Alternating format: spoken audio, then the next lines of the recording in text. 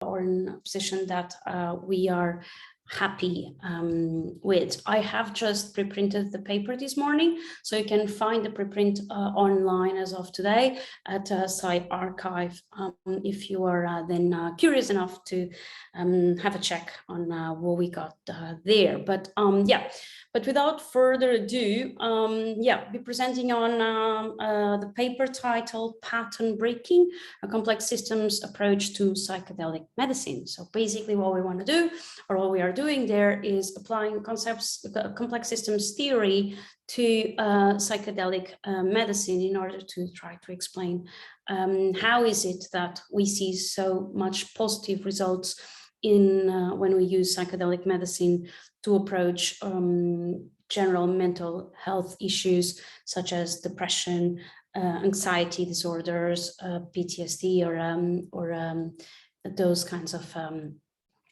mental health conditions. Okay, oh, there it is. All right.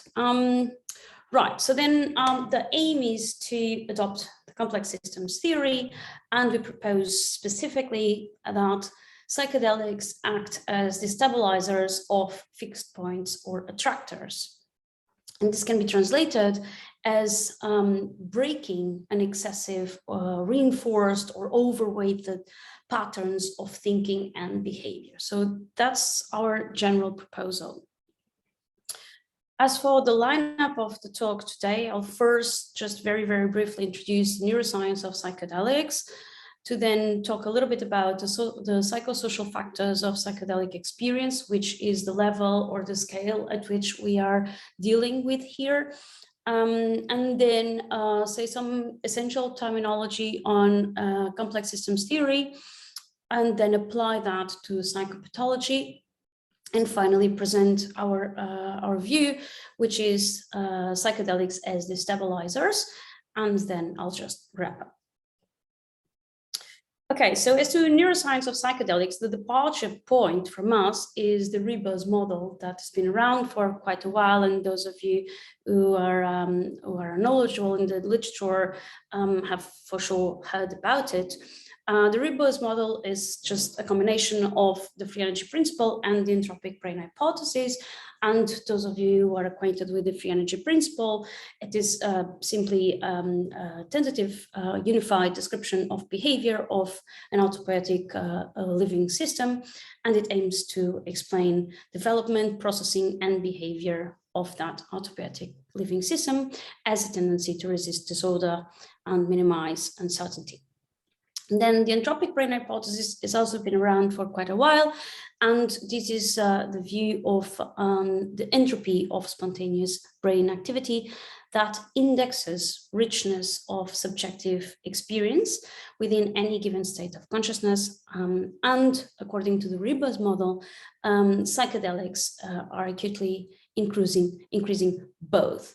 So the departure view perspective for this particular paper is a combination of the autopoietic living system and looking at the richness of subjective experience. And that's precisely the scale at which we are going to be talking about in this paper, as opposed to the neural level, which would be what the Rosas model usually deals with. So we pick up on that, and apart from that, to start off applying complex systems theory to the richness of subjective experience in psychedelic treatment.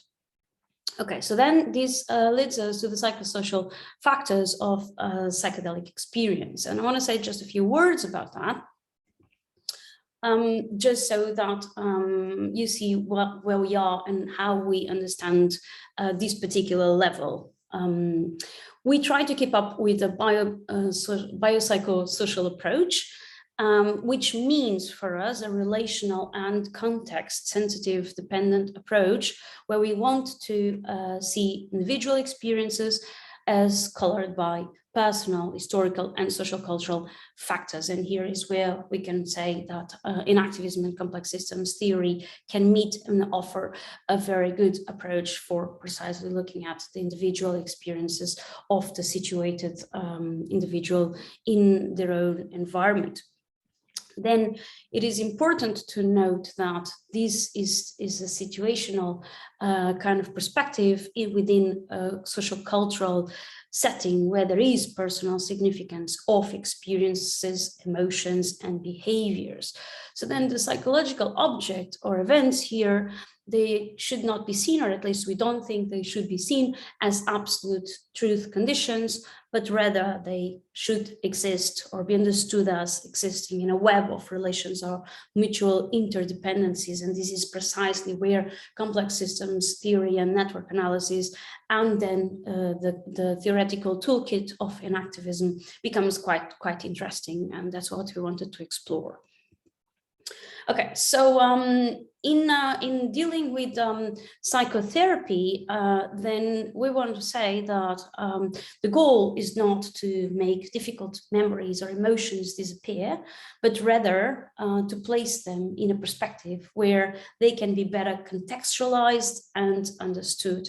So the idea here is to replace unhealthy patterns of thinking and behaving with healthier ones. And what is it that is being healthy? And this is, of course, a discussion, a massive discussion. Here we understand healthier patterns as those that are embedded within a complex network of largely conceptual, consensual norms and values, but these meaning something about harm. So healthier patterns are those that do not cause harm to the individual and to the people around the individual. So that's kind of like our working definition of healthier patterns of thinking. Okay, so some terminology about complex systems theory. The view is that I see that there's a hand that has been raised. Was that question? Okay, I'll just continue. Let me know if you have any questions. You can stop me at any time. Okay, so from a complex systems theory perspective, there is a main emphasis on the interaction, which results from a highly non-trivial aggregation of interactions between the system, so meaning the parts of the system interact, but as well as the system and the environment where there's an interaction between the two. And from those, there's an emergence of relationships that are multi-scale, they are non-linear feedback loops, which in turn are going to contribute to self-organization and emergent phenomena. So that's a complex systems theory in a slide. Then there are, complexity and complex systems theory is super interesting in the sense that it combines many different areas of research. Is there, did I see a hand? Is there a question? Yeah. I'd just like to add that I did see Thomas Smith earlier in a previous lecture, actually Zoom bombing and messing around. Okay, let's see if that happens, then we'll just take care of it. Thanks so much. All right, so I'll just continue. So complexity is a combination of different areas that are that make it super interesting. Because you have these many interdisciplinary approach, which is quite cool. So complexity comes from dynamical systems theory, which has terminology such as attractors, chaos theory, bifurcation theory, as well as collective behavior, where we can find these very interesting tools such as synchronization, redundancy, or synergy. But also statistical physics, where we find entropy, phase transitions, out of equilibrium dynamics, and finally network theory, where we have these very cool tools such as graph theory, scale freeness, and small worldness. So I'm just like giving you like a little bit for those who have not been acquainted with complexity or complex science, sort of like this is the conceptual tools and where we navigate in order to come up with a conceptual toolkit to explain complexity. All right, so then in complex dynamics, we find this interesting terminology such as patterns of behavior, which is, so to speak, where things start when we try to understand the phenomenon. We look at patterns, or we try to identify patterns of behavior. And we do so by looking at the system's evolution, which can be mapped as a trajectory in time. And this trajectory point is where it becomes very interesting for psychology, because we can look at the development or evolution of a particular health condition by by thinking of it as trajectory. And trajectory shows precisely behavior as tending to attractors and avoiding repellers. And then we can do something that is also very interesting, which is to predict a future state by knowing what is the current state and applying a dynamical rule. Okay, good. So then we can talk about sudden transitions and why they become interesting and relevant to psychology. Sudden transitions can have huge and potentially irreversibly impact on a complex system. And thinking about here now, starting to think of a complex system as an individual. So then it is interesting to think how these transitions can impact or develop into a certain mental health condition. So complex systems and the sudden transition can be, for example, something that happens in global changes in the climate or shifts in ecosystems or crashing in financial markets, as well as I just mentioned, iatrogenic transitions in one's psychological status. And this is where we now start moving towards. That's what I mean, Mama. It's him. Mark, maybe you want to do something about this Thomas person? Because, yeah, that's a little bit of an interruption. I'll just continue. So then what happens is that tiny changes to one or more of the system's parameters can lead to deep qualitative changes in the state of the global system, known as tipping, which is a point of no return. So the prediction of this tipping can be super useful for preventing, preparing, or controlling their occurrence or consequences in psychopathology. And there's lots of work. If anybody's interested in that, they can contact me. There's lots of work that is being done in the Netherlands itself on tipping points for psychopathology, which is super interesting. So then, having said some words on the essential terminology of complexity science, I want to now apply that to psychopathology and start making our way towards psychedelic therapy. Okay, so we apply complexity theory to the understanding of psychopathology.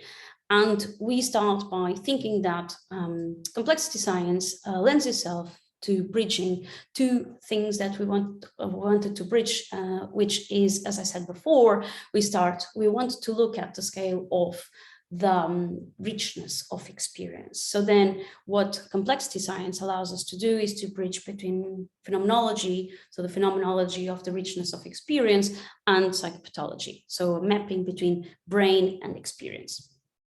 And we do that by using three main concepts or three main tools. Emergence from wholeness, two is a specific pattern or order, and third, the notion of stuck states. So I'm just going to give a brief overview of each one of them. So as to emergence from the wholeness, this is important because this allows us to think about a way of conceiving of psychopathology that may be slightly different from textbook.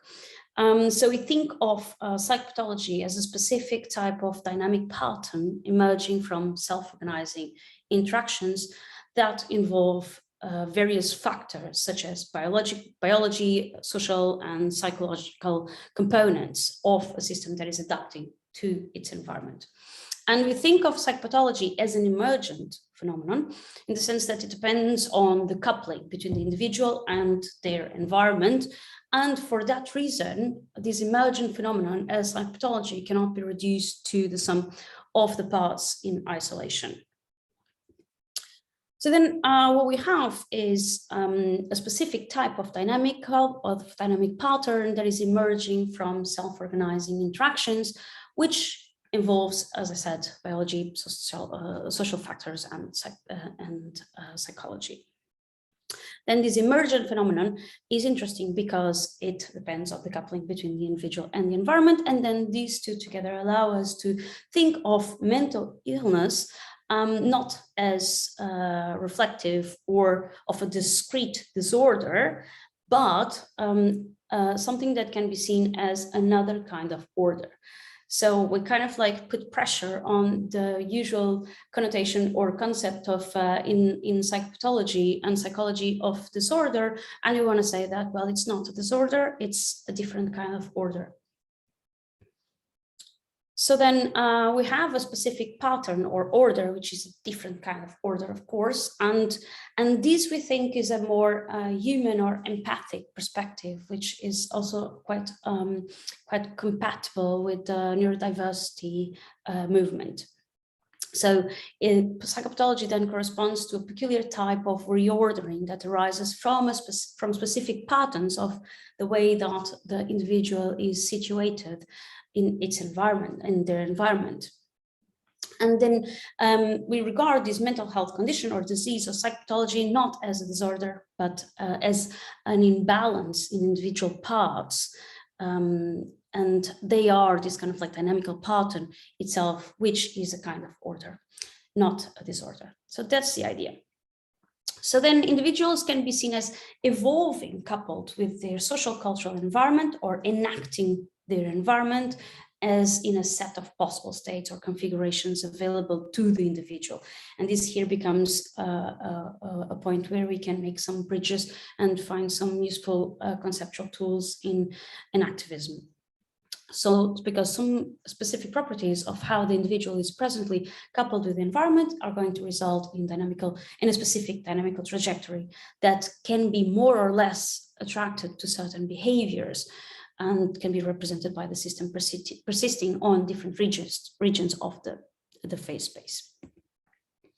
So then what happens is like a nice cycle of coupling between the individual and the environment, where the individual navigates the geometry of attractors, and that is can be seen or is expressed in the behavior in the environment, where then these will also trigger the future of a dynamical geometry and a dynamical phase transition or qualitative changes that will also act upon back at how the individual will navigate the geometry of attractors.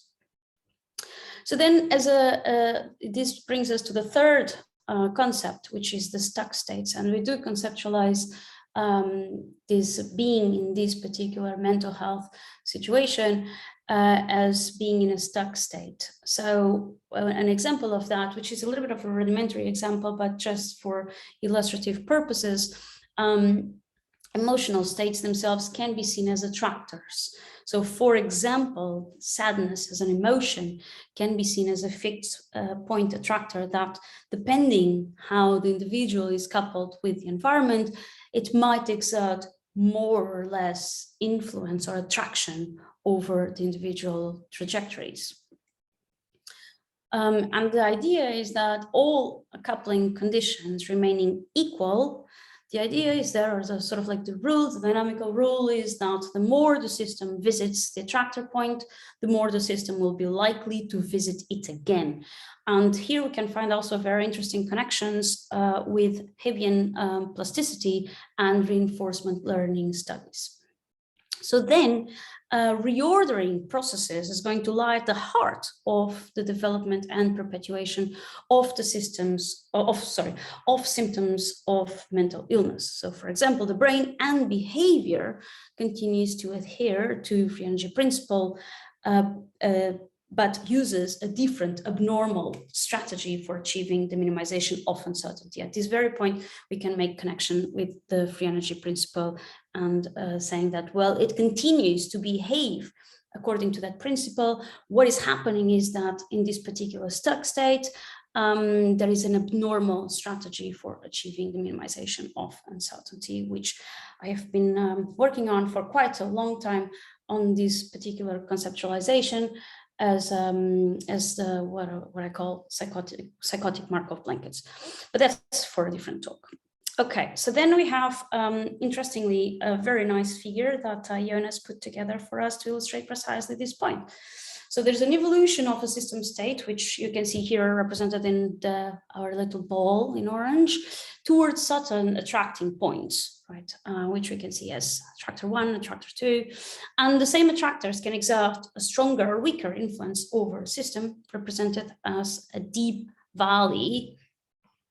And the thing is, what is interesting here to note is that the deeper the valley, the harder it is for our little ball to get away from that state, right? And then it becomes stuck, in a stuck state. And then what we want to say, making our way now to our approach with psychedelics, is that psychedelics flatten the attractor landscape. So, for example, they move from deep valleys in black to shallow valleys in blue, as you can see here with a nice figure. So what psychedelics do is that they increase the probability of the system states to move between attractors, and hence promoting more flexible, adaptive, and metastable dynamics, as opposed to staying stuck in those deep valleys. Okay, so then the property of these attractors is that it imbues this biological system with a robustness or resilience, but it can become problematic, right? So as a system or an individual evolves in their own trajectory, they behave towards attractors like we said, and against or avoid repellers. And that can be quite nice for robustness or resilience behavior, but it can become problematic when the attractor becomes too reinforced or rigid, such as in the case with most symptoms of psychiatric illness. The paradox is precisely that. So the paradox of stable attractor states is that it can provide, on the one hand, rewarding and attractive low levels of uncertainty, and that's kind of like those in the room that are acquainted with precisely the free energy principle, Bayesian brain hypothesis, etc. It is good to have a low uncertainty. So the paradox is that the stable attractors might get us that level of low uncertainty. By finding, for example, so that can be good. The problem becomes the problem comes when we can find also those low-level uncertainty attractors in cases, for example, of finding solace in effects of a drug of addiction, or excuse me, or the parent. Can Yes. you tell David Douglas? Sorry, I'm not sure if you want. Do you have a question for me? Because if you don't, then don't interrupt, please. Okay, right. So then an individual can find solace in the effects of a drug of addiction, for example, or parent safety of a dark room of depression, right? So that's a problem. So a too stable attractor, or what we call a stuck state, can afford these reduced degrees of freedom. So fewer possibilities for other forms of thought or action, and therefore narrower states of being or of behaving or interacting with the environment. So that's the kind of the paradox of these attractor stable states. So this means that for us, it is that excessive prediction weighting on priors in free energy framework, or excessive experience-dependent plasticity and reinforcement learning, is the first component of mental illness. So then psychopathology is better understood not by the nature of the belief supporting given thoughts or behaviors, but by the weight that they are given. Okay, so then one last thought about these stuck states is that we can also formulate it differently. We can also say that illness rests not with the content of specific states, but with their interrelations and dynamics. Very much in line with the complex systems theory. For example, it is reasonable and healthy that certain events should cause stress and anxiety, but healthy systems, so healthy individuals, they will usually bounce back. So that's what happens when we're not in the face or facing illness, right? But the problem is when someone becomes pulled into a web of mutually reinforcing thoughts, actions, and relations. So when confronted with a surprising event, according to the FAP, an agent has at least two options right? So one is to reduce surprise by adapting to the environment. And we know this, those that know the FEP literature, then we know that agents do not simply find a dark corner and just simply stay there. This is known as the dark room problem, but they minimize surprise with longer, more far-sighted time horizon, which usually leads them to act in specific determined ways. So that's one possibility, right? That's usually the healthy possibility. But there's another possibility, and the other one is that this trajectory, this evolution, might tend towards a stuck state, and that can be seen as potentially entering a phase transition towards a psychopathological situation of, for example, a dark room of depression.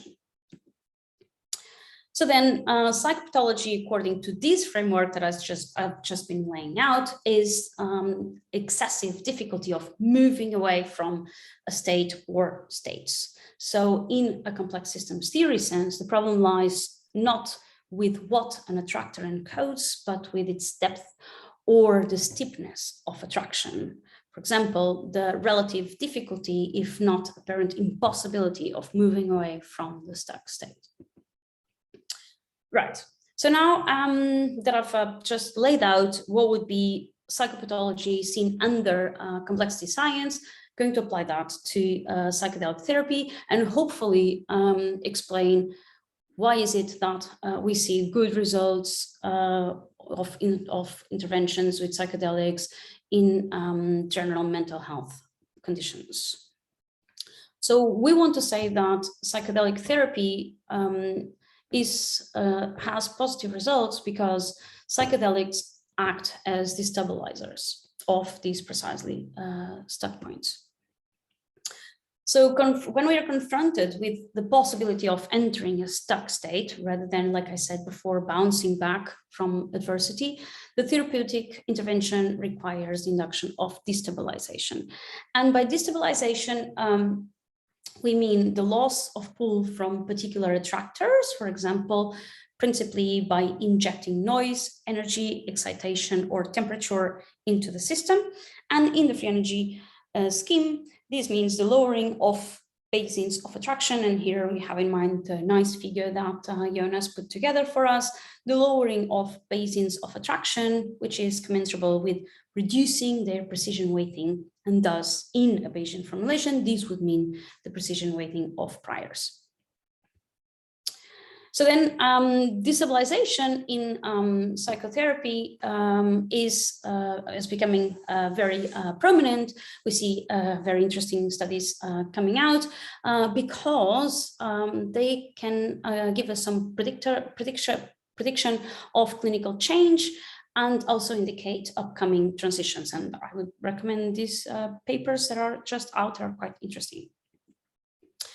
So then we want to say that psychedelics act as destabilizers, and we want to say that there are two important phases of this clinical intervention. So the phase one is the psychedelic intervention, which is the entropic action of psychedelics linked to a rich psychological experience that will enable novel or diverse cognitive and affective perspectives. Put in a more simple way, what it allows is an experience, or a psychedelic experience, where it allows the subject to get a different perspective over their own thoughts or emotions, and therefore breaking those patterns of thinking that have been very, very rigid. So it destabilizes those unhealthy patterns of thinking. But we want to say that this is not where the story ends, because after the psychedelic intervention, it is also important to apply another intervention, which is known as integration. Once the psychopathological attractor is destabilized with the psychedelic intervention, then subsequent treatments targeted on supporting an alternative, healthier state must be promoted. And this can be done, or this is work that we are working on right now as follow-up with Jonas as well, on, for example, using meditation therapeutics as a form of integration.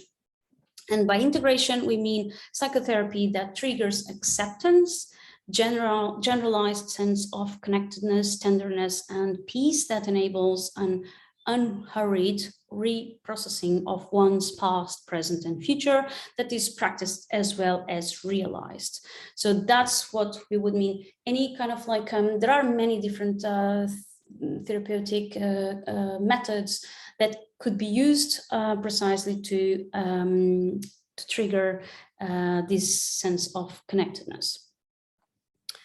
Okay, so then this brings me to a wrap. And as a sort of a synthesis, I just wanted to point out that the entropy enhancing action of psychedelics works against precisely the imperative that this imperative. So what it does in our understanding is that psychedelics flatten the dynamical global landscape of brain states. And for that reason, they allow for an easier escape from a local optima, so the basins of attraction, including ones that may have become excessively reinforced in pathology. And they do so because they act as destabilizers, moving our little orange ball away from those stuck states, both in a psychological and a neurophysiological sense. In this paper, we talked about how they act as destabilizers in a psychological scale, but in the Rebus model, you find the neurophysiological sense. Dismantling overly reinforced set points or attractors that relate to overly reinforced or weighted priors, beliefs, or assumptions, or unhealthy patterns of thinking, which was the target in this paper, such as those that we find in symptoms of mental illness. And this is it. I hope you have questions for us, and I would like also to acknowledge these wonderful people that have been discussing with us and helping us getting our thoughts together.